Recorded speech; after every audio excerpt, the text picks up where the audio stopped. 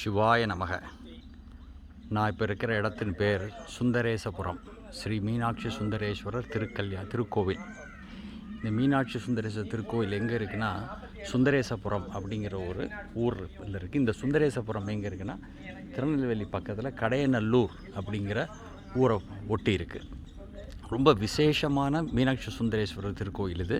இதில் என்ன ஒரு முக்கியமான விசேஷம்னா, இங்கே 200 சித்தர்கள் ஜீவ சமாதியான ஒரு இடம்.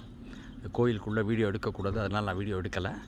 ரொம்ப பிரமாதமான அருமையான ஒரு லொக்கேஷன் இருக்குது. தென்னந்தோப்புக்கு நடுவில் இருக்குது.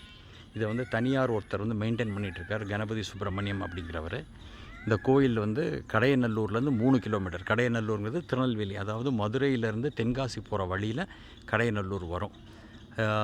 காலையில் 9 மணிலேருந்து மத்தியானம் 12 மணி வரைக்கும் இந்த கோயில் திறந்துருக்கு. இந்த கோயிலை சுற்றி பார்த்தீங்கன்னா ரொம்ப பச்சை பசேல்னு இருக்குது. ஒரு வயக்காட்டுக்கு நடுவில், தென்னந்தோப்புக்கு நடுவில் அமைஞ்சிருக்கு.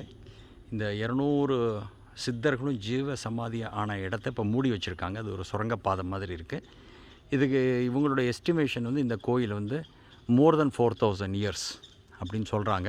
ரொம்ப கண்டிப்பாக வந்து பார்க்க வேண்டிய ஒரு ஸ்தலம் மீனாட்சி சுந்தரேஸ்வரர் திருக்கோவில் சுந்தரேசபுரம். ஓம் நம சிவாய.